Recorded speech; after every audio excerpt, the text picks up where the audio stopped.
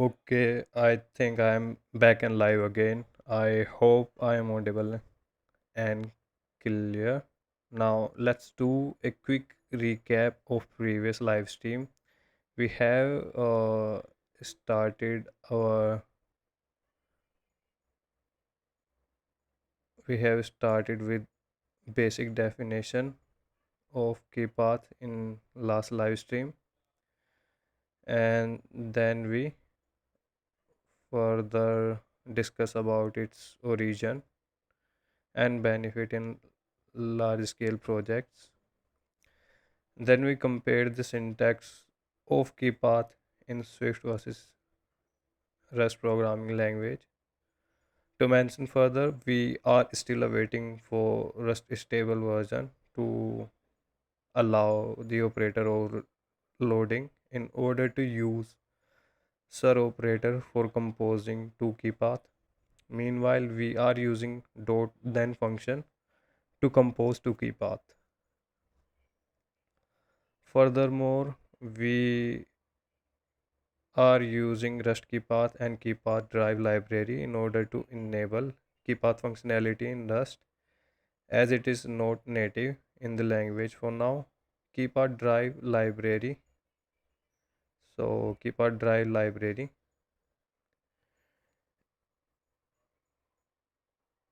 provide us a beautiful drive macro named KP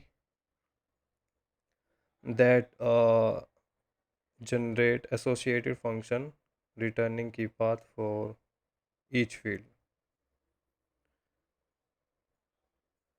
Then we compared some major difference between imperative versus declarative code, followed by the installation guide and a small project demonstration. Access deeply nested data using keypath along with the small declarative validation service.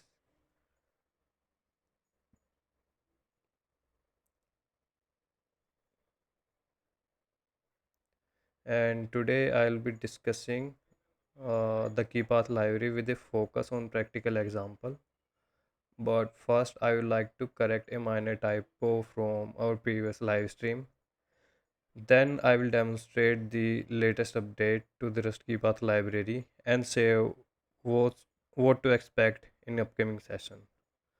So let me hop over to VS Code and open my project.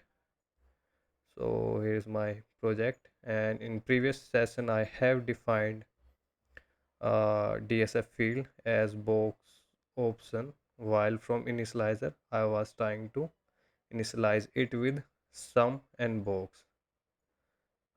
Just by changing this small typo, we can clearly see our compiler is now happy and we can further hit run and our code is compiling and working. So let's move further. Okay, now before jumping directly to key path, let's do a quick go through of function, fn pointer and closures. So what are these? So firstly, I am going to give an example of function add one.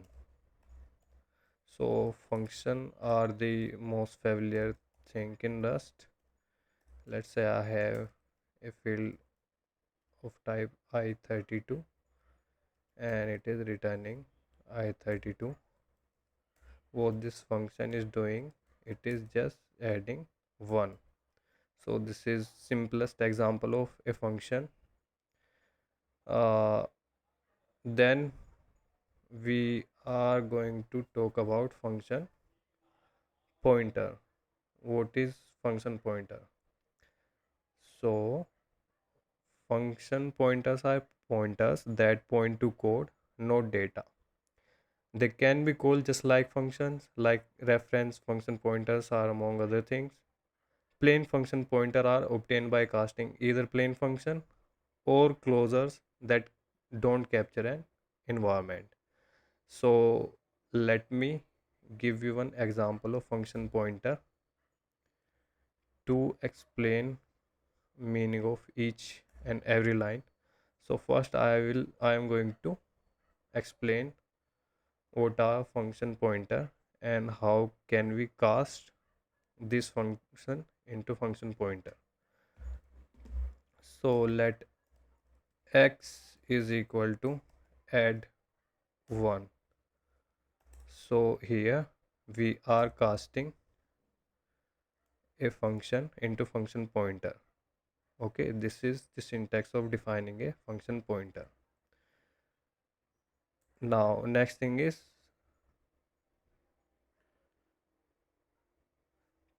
closure that don't capture an environment. So what does that mean? It is simply let x is equal to a closure that is taking I32 and incrementing x by 1. So as we can clearly see, this closure is similar to this function and it is not capturing anything from its environment. So that is why we can make this function or name this function as function pointer. So this is how we can create function pointer. Then like that's all about function pointers. These are the closure that doesn't capture anything. It can be cast from other function. Next we have closures.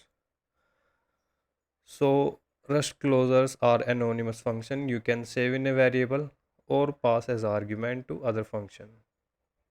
You can create the closure in one place and then call the closure elsewhere to evaluate it in a different context.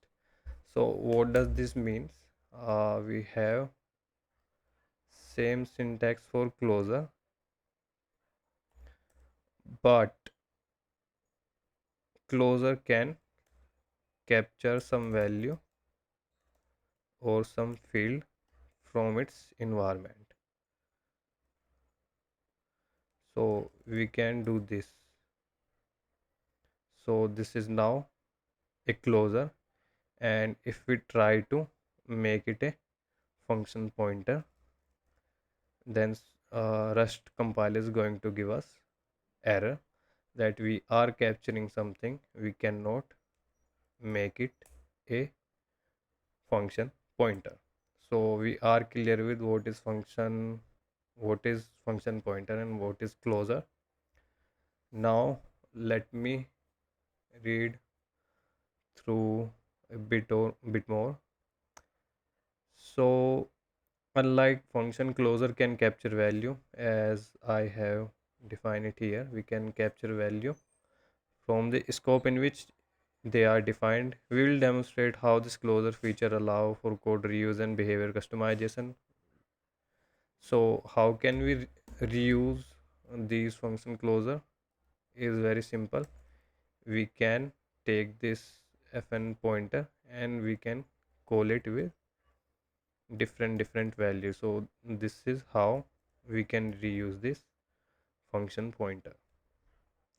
Oh, this one is closer.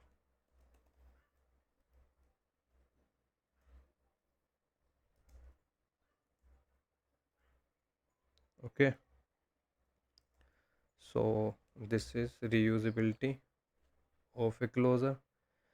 Then we do not need to know about closure in depth in order to use keypath. Only main highlight here is the closure calling syntax changes.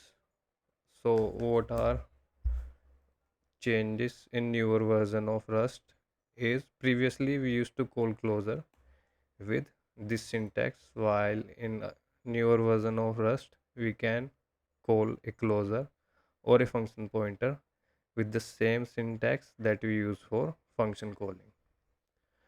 So that's all about function closures.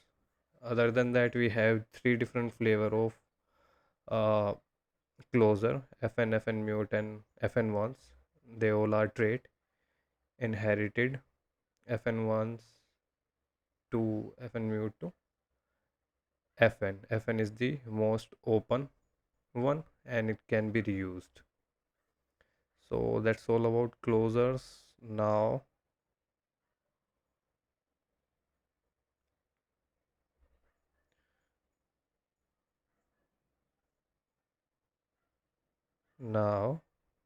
uh, so I have already defined these changes in latest Rust version. Now what's new in latest KP? So let me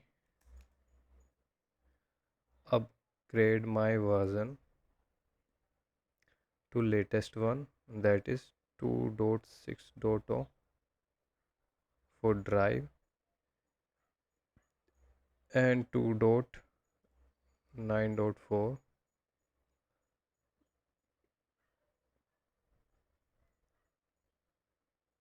for keypaths. Now here previously we have defined get and get mute function as public function, while now we need to import it from kp trade, or we can directly call get and set of keypath with these curly braces. Okay, this is the major highlight.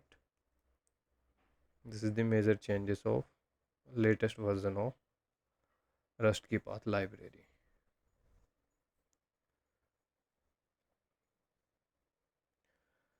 Now let's go to next slide. Okay, so this is the today's agenda. We are going to cover KP in practice by explaining what is declarative style, composability, reusability, type safety, non-safety, resilient, hot path, and safety checks. So we are going to cover all of these things with some practical real life example. So example that we are going to use is this. So I am going to replace my code with this. So currently we can see we are facing some issue of search JSON. We do not have any dependency. So we are going to add third version. I am going to take stable 1.0.0 with features is going to be drive.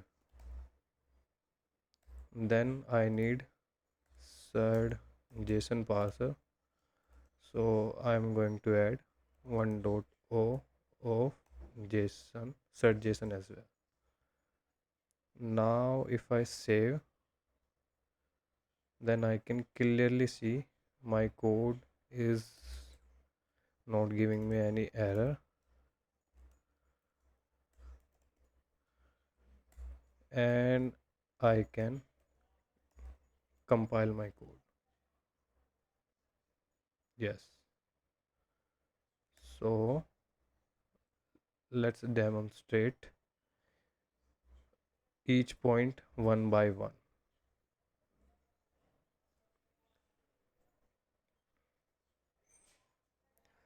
So we are going to take this JSON payload and create one struct that we are going to refer for upcoming demonstration of functional Rust feature that include composability, reusability, safety, resilient, and testability. Okay, so here we have a one big payload that has some uh, field enterprise or model we can call. This model further have uh, some other model. So this enterprise model consists of several fields that include name that is of type string, found it, that is of type, I think, integer, maybe U16. Is active is of type boolean. Transaction ID is null, and whenever we see null, we need to define it as option. And currently we cannot guess what is going to be this type. This can be a model or this can be a string.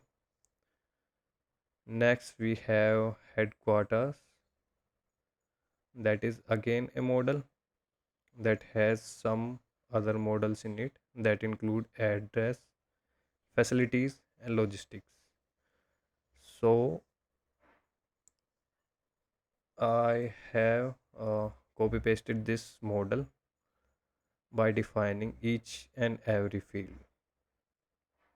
Okay, so if I try to run this, uh, it is going to pass the test. But there is actually a small problem with this example. I have defined this field, found it as U16 and name as a string. So there might be possibility that we do, we do not want to add all the fields mandatorily. Okay, in that case, what is going to happen? Let's say for metadata, if for one enterprise we do not have any metadata, then whenever we try to parse it with the none value, search JSON is going to give us some deserialize error. So in order to protect from nulls, what we are going to do, we are going to add option in order to make our code adapt nullability from JSON string. Okay, so in order to omit some models or field in JSON payload, we need to mark those field as option. So let me make this model a bit more complex and realistic by adding option in maximum fields. Adding option in field help us make our JSON payload more lightweight, where we don't have to add default values in our payload for fields that are avoidable. So furthermore, it is recommended to make most of the fields option when one need to migrate code from some programming language that support nullability as default, like Java, C, C++, Objective-C, and more. So if we are migrating our code from programming language that support nullability, we must make our model with options.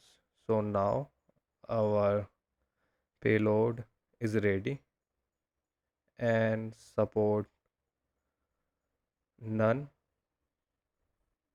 with maximum of their field.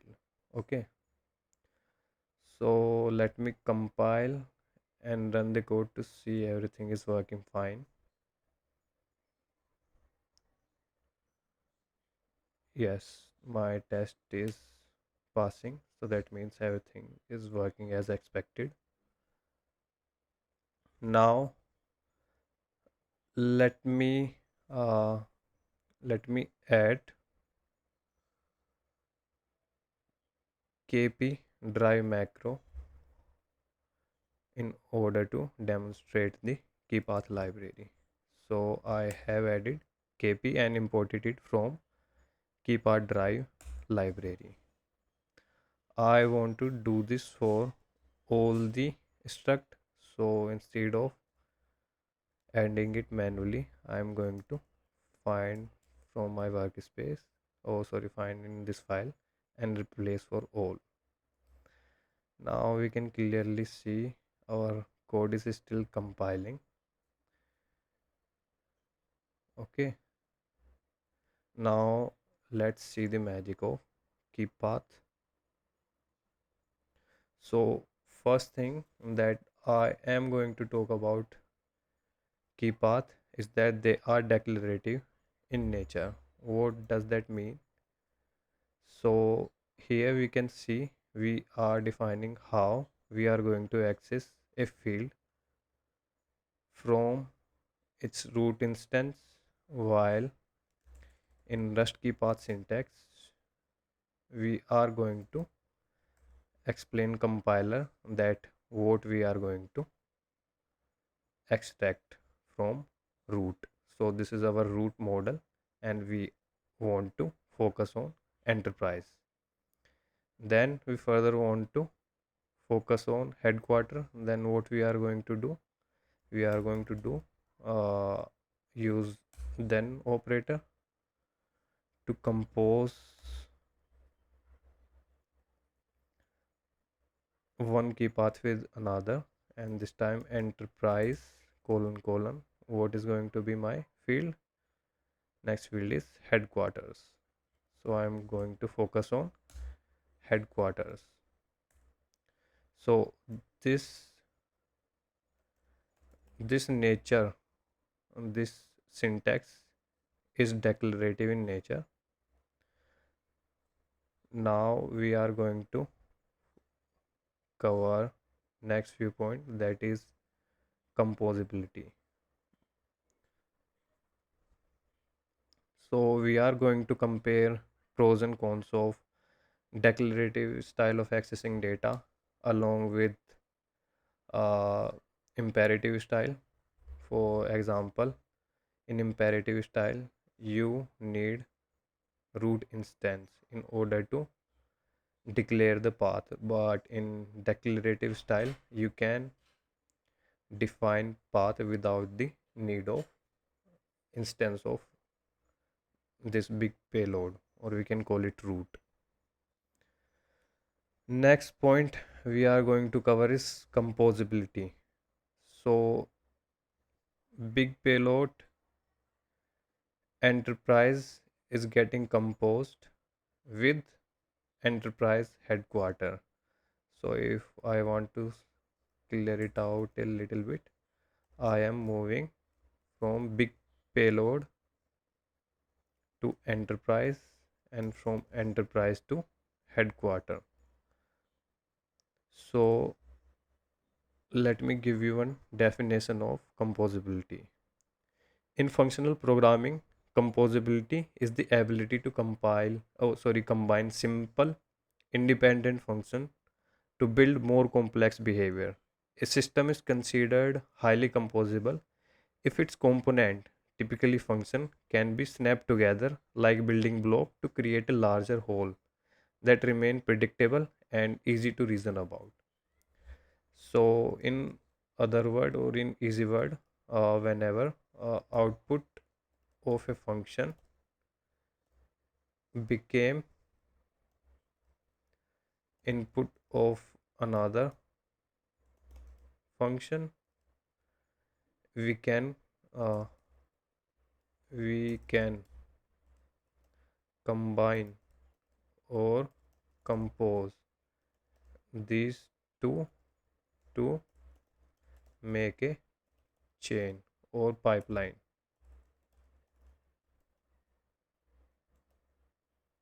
Okay, in future we are going to demonstrate each and every point with exact definition.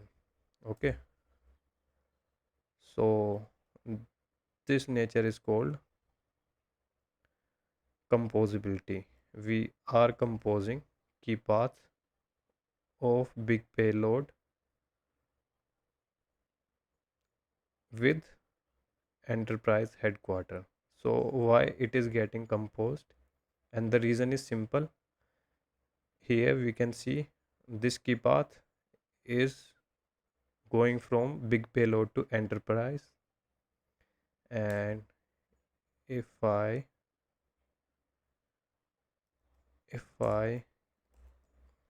show you here, then this key path is going from enterprise to headquarter. So whatever output this key path is generating, it can work as input for this key path, and as we have just talked about composition, if something can become input from the output of some another thing, it is called composability, and we are achieving composability with then. So what then is doing? Then is helping us to compose one key path with next key path. Okay, so this is all about composability. In key path, we can further extend this chain. So we can go from headquarter to, let's say, address. So we are going to move from headquarter address. Okay, so now we have composed headquarter to address. Okay, whatever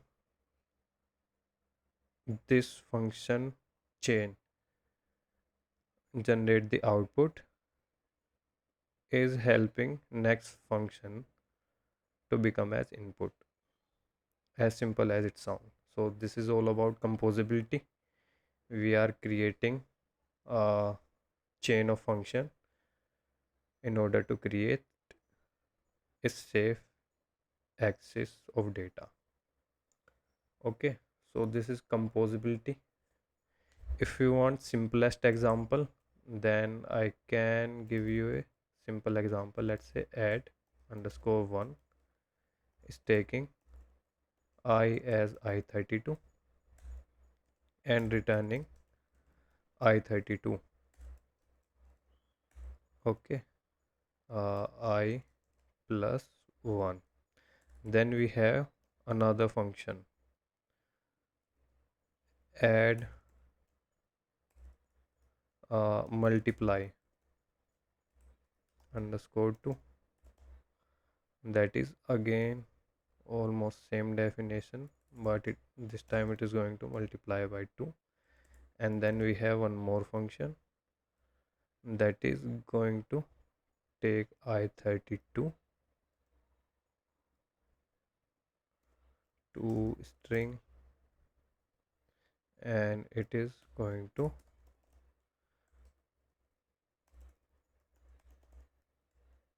convert uh, this string, oh sorry, this I32 to string. Okay, now how can we compose these three functions?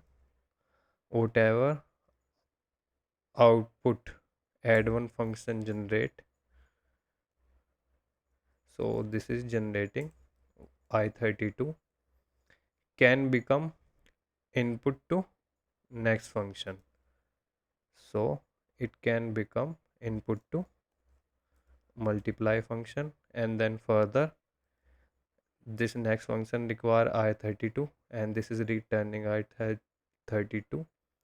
We can compose it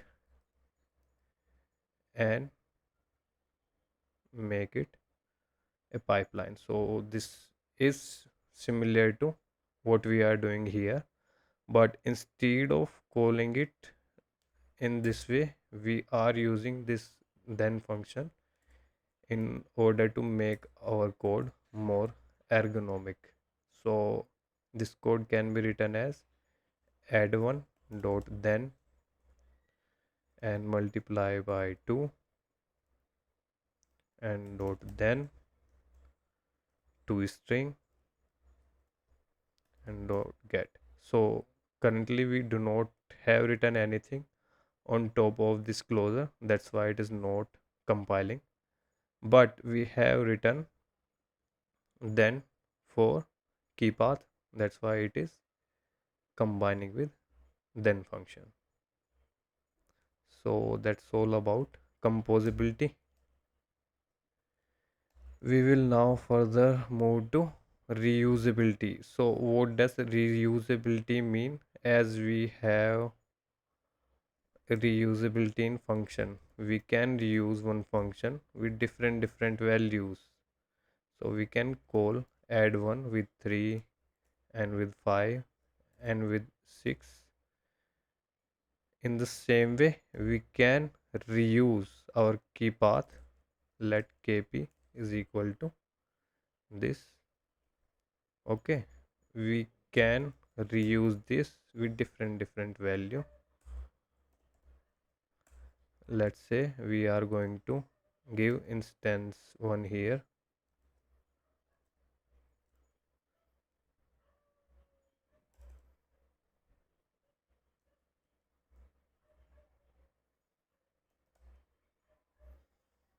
Then we are going to give few other instance here. Then this is possible in key path, while in imperative way you cannot reuse your code in order to access the data. So you cannot reuse this chain. You have to again create a new chain and then move to next variable dot, and then from here we need to extract our next field and give our new root. Okay, so this is reusability of Rust key path. Next, let's see what does the reusability mean in functional programming. In functional programming, reusability is achieved by shifting away from a hierarchical inheritance common in object oriented programming toward a model of composition and decoupling. Okay, I have given you example. We can reuse key path in different other ways. We are going to see few more complex example in next few session, but for now I have defined reusability with the easiest example possible. In future we are going to write some iterators where we are going to define how we are using taking benefit of reusability of key path. Okay, now we have next type safety. Now what does type safety means is, let's say I want to create a functional chain that will go from root, that is a big payload, to facility. Okay, so let's move a bit further and try to access facilities. Okay, facilities,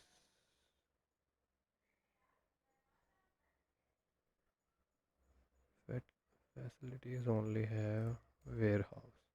Okay, so here we can clearly see, just because our functional chain is type safe, we are talking about type safety here. Whenever we try to compose a wrong key path chain, it is going to stop us at compile time. It is not going to wait for runtime exception or any other problem. It is going to stop us at compile time, that whatever chain you are trying to create, it is not valid. So let's see the valid code. Inside address, what we need is, okay, not in address, okay, we need facility. Okay, facility will have further chaining. Okay, so here we want to go for facilities, and then we are going to grab warehouse from facilities. If we try to, to form a wrong functional chain, it is going to stop us at compile time. Okay, so here it is clearly defining that we need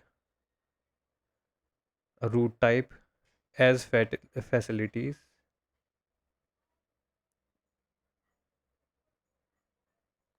and headquarter. So from headquarter we need root type as facility while it is getting headquarters.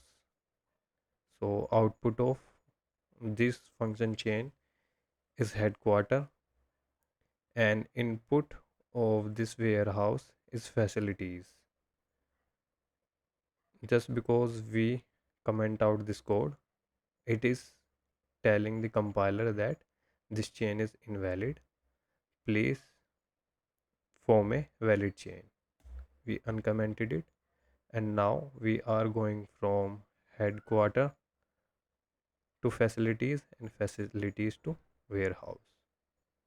So this is about type safe nature of key path. Whatever key path we are going to create, it will give us compile time error if the chain is invalid. Okay, now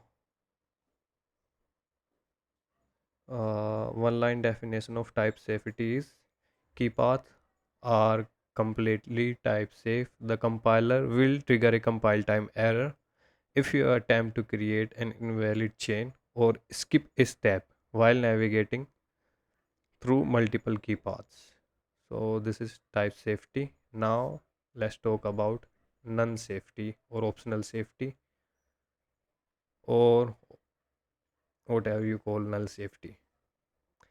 Key paths are designed to handle option safety.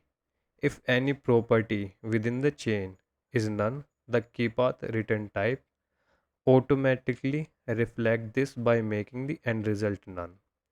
This ensures that the getter and setter accessor handle null value gracefully, preventing runtime pointer exceptions. So what does that mean is pretty much simple.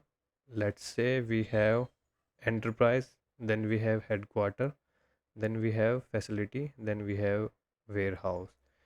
And from warehouse, I want to access first warehouse at index 0 dot then I want to access uh, this manager field,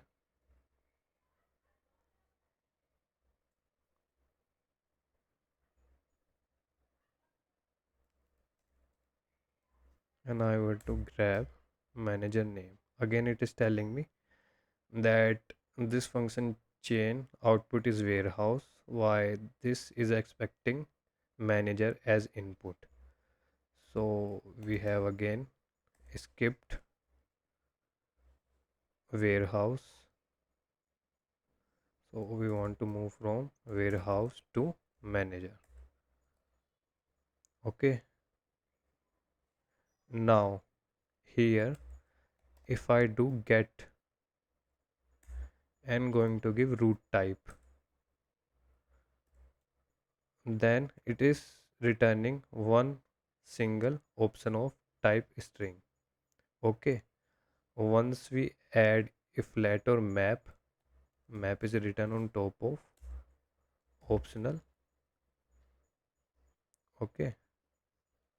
So this is manager name that we are trying to access, and print name is equal to name.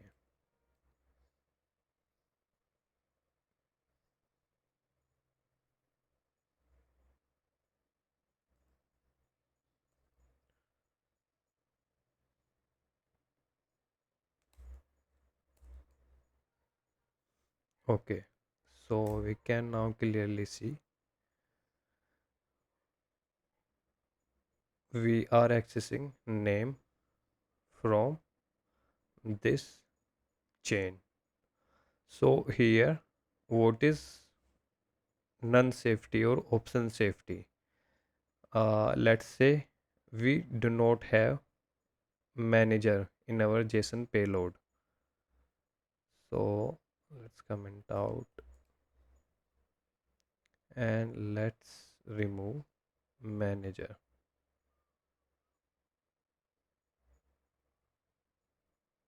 Okay, give it null. So here, let's say we do not have manager, then what this functional chain is going to do, it is simply going to gracefully omit further chaining of this function, further calling of function. So as I have added manager as none, so our function chain is going to break here and going to return none here. So this is how we do graceful chaining of function by avoiding any none case in between. Okay, we can optionally add or remove any option and our functional chain remain untouched. Let's get back. Okay, so none safety I have explained.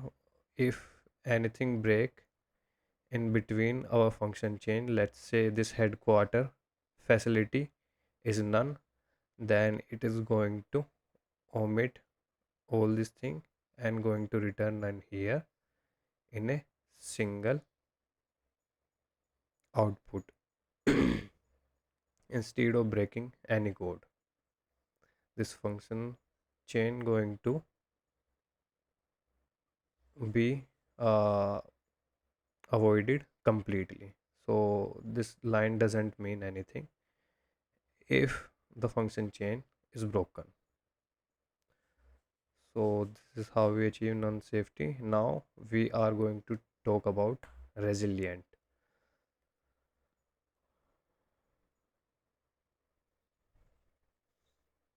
Okay,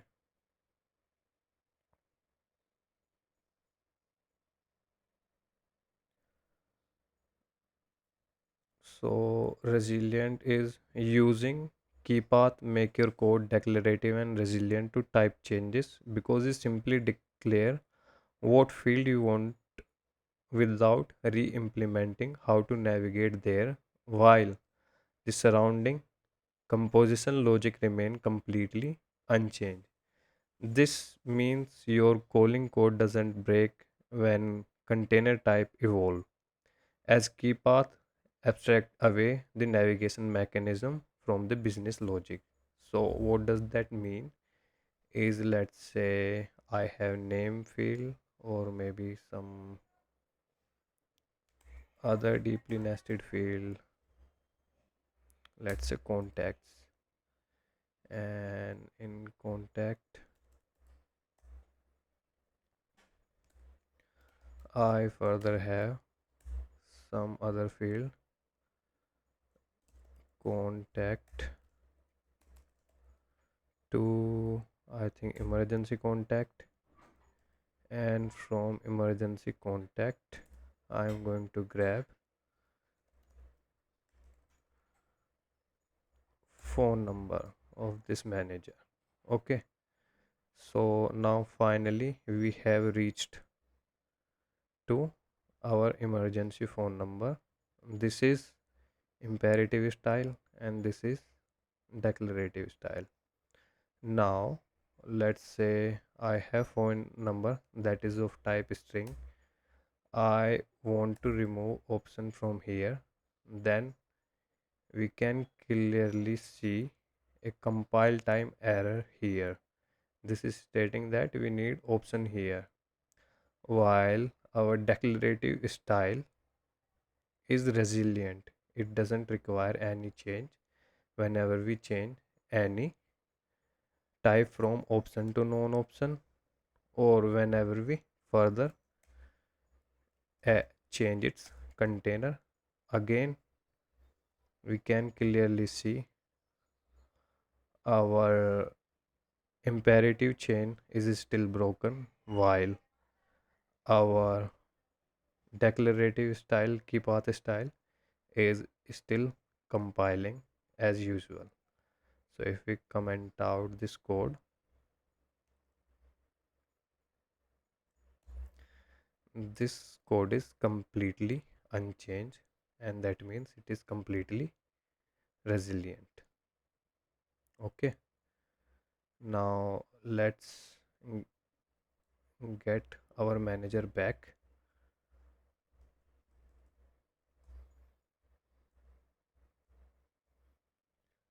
Copy it.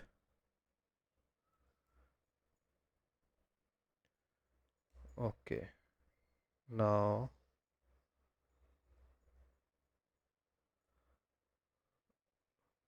okay, manager is back.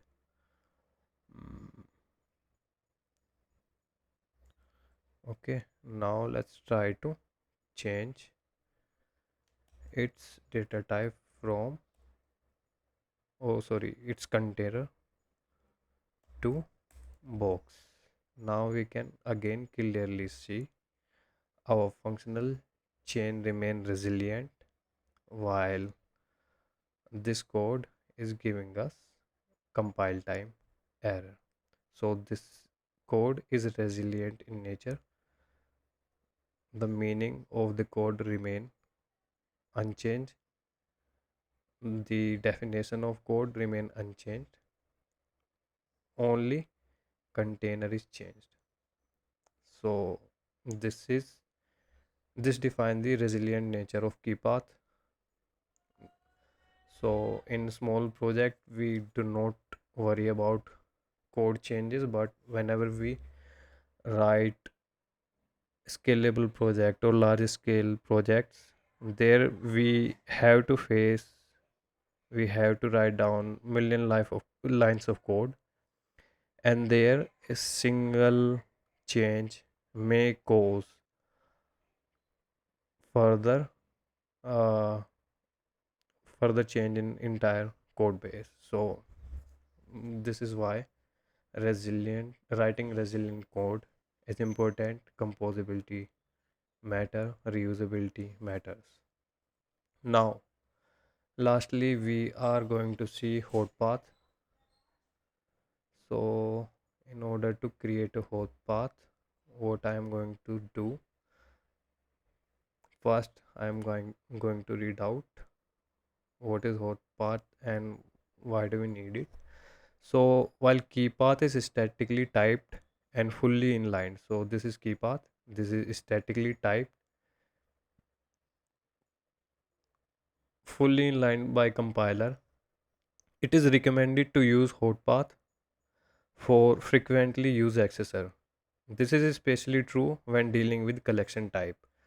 So here you can see we are dealing with collection types, as it reduces the overhead associated with capturing environment and initializing key path or closures.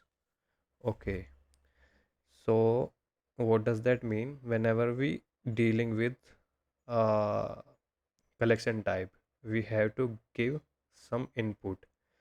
This input cause key path to capture its environment, and that further require slight like picosecond of overhead in order to capture this field again and again. So in that case we can make this path hot path, like if this path is not capturing any field or any environment, then we can simply use this as it is. But if we are capturing any environment, we can make a hot path in order to increase the speed of our code. Although these are completely compile time and type safe, this is going to give you performance equivalent to what we are writing here. Okay, so let me define one hot path for you, and in order to make this video shorter, let me copy paste example of one hot path.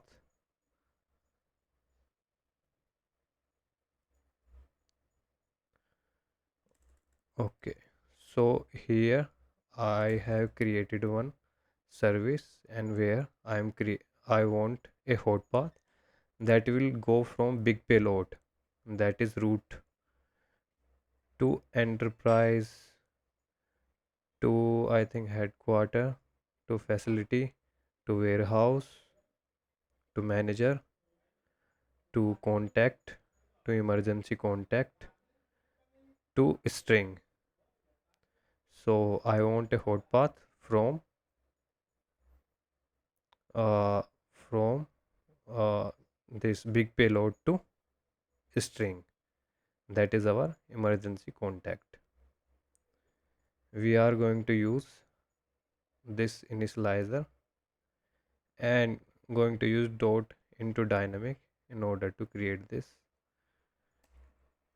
hot path, because internally we do need uh, we do need to form few closures, and just because that closure is capturing environment, we have to add it into box.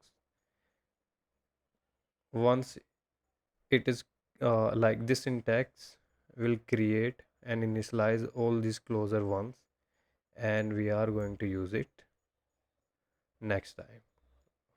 Okay, we can reuse, just because our uh, key path is a reuse, allow reusability. We are going to use this hot path that is much faster than any code you can write. So this is how we can make our hot paths in Rust. This is going to improve the performance hugely. uh, it is going to give us performance almost equal to what we do in imperative way, and this syntax is also giving us performance equal to normal accessing of data. Okay, benchmark is there in crash.io. You can check out the benchmarks. You can introduce key path for, like, you can start with key path from today. This latest version is one of the most stable one. I have just explained you, demonstrate you the example. It is performing well in many project. We can further see a real life example where we are using keypath in order to solve performance, oh sorry, production grade problems. So here we have left side is Java code written to access emergency contact, emergency phone number from same JSON model. Here we can see we have to first check all the uh, all the pointers that they are null or not. If they are not null, then only we are going to extract our phone number and use it further. Same code is written here using key paths. This code is more resilient, more type safe, more option safe, more reusable, more composable, more interoperable and testable than we can write any other code in any other programming language. or even in Rust. So these are the different ways o- of how we can access same data, that is emergency phone number, from our big payload. So these are different way we can access this field. I find Keypath as best for those who are migrating their code from programming language that support nullability. Additionally, those who are dealing with big payloads, they can also introduce Keypath. Other than that, if you want resilient code, then also you can use Keypath. So this is just a small application of Keypath. In future session, we are going to cover some more practical and more complex problem that is going to be solved with the help of declarative code. So these are actually very basic problem that we can solve.